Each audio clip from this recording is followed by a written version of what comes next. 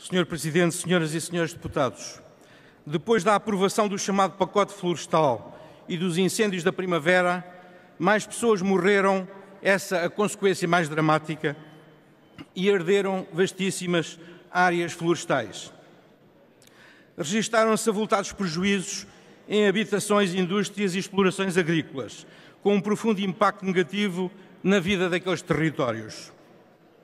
Tal obriga-nos a um outro olhar sobre o interior e impõe-nos um urgente esforço de recuperação e reconstrução, um trabalho que, tenhamos consciência, será para largos anos. As muitas propostas aqui apresentadas cobrem diversas vertentes desse enorme esforço e acompanhamos muitas delas. Outras não, como será visível nas nossas votações. Temos presente que o número de animais mortos foi talvez o maior de sempre. Estima-se que só na região centro, em resultado dos últimos incêndios, tenham sido atingidas 12 mil explorações. Só na Serra da Estrela, os incêndios de outubro acabaram com 8 a 10 mil ovelhas, segundo informação divulgada pelas associações do setor. No sítio da internet do ICNF e do Parlamento, encontramos vários relatórios com análises e recomendações produzidos na sequência de cada ano de grandes incêndios. Todos apontam basicamente as mesmas soluções. Invariavelmente, nunca foram atendidas as causas estruturais e nunca se executaram as medidas para as atalhar, ou foram timidamente executadas ou tiveram veto de gaveta. Atende-se no caso das ZIF, as Zonas de Intervenção Florestal, que nunca vieram a ter os apoios que efetivamente necessitam. É também o caso dos sapadores florestais, que apesar de se revelarem essenciais na prevenção e primeira intervenção em caso de incêndio, nunca foram verdadeiramente apoiados por vários governos.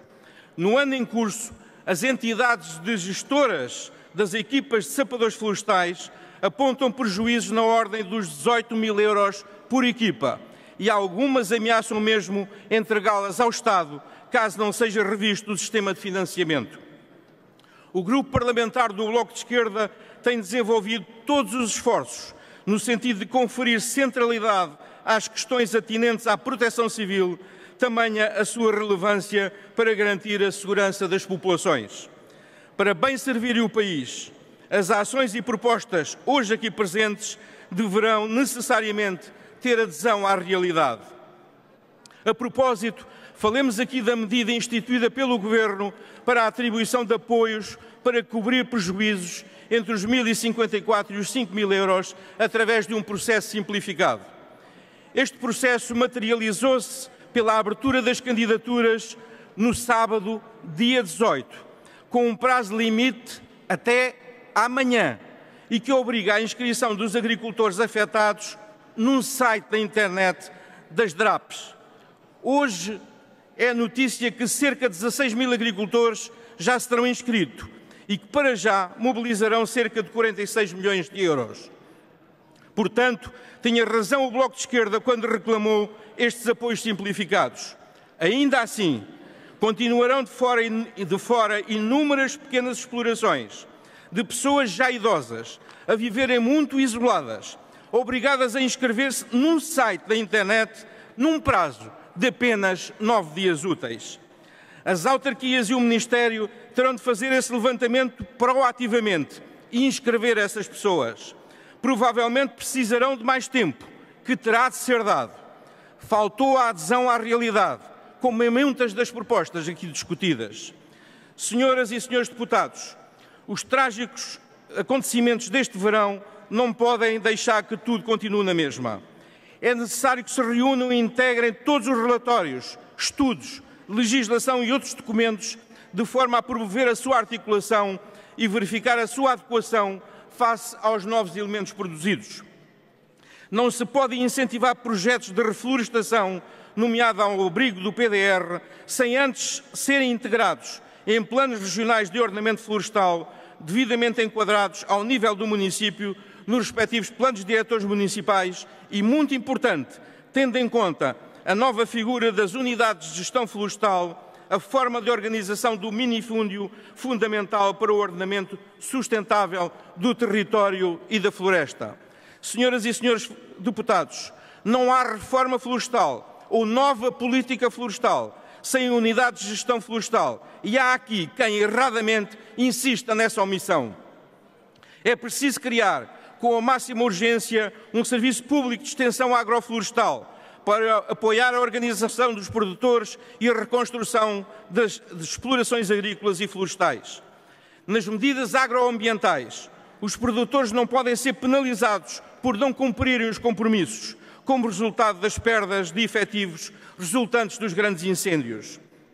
Estes produtores não podem perder os direitos de acesso ao pagamento de regime base, o RPB, até ao final do quadro comunitário, caso não consigam repor o efetivo pecuário necessário para os poderem usar.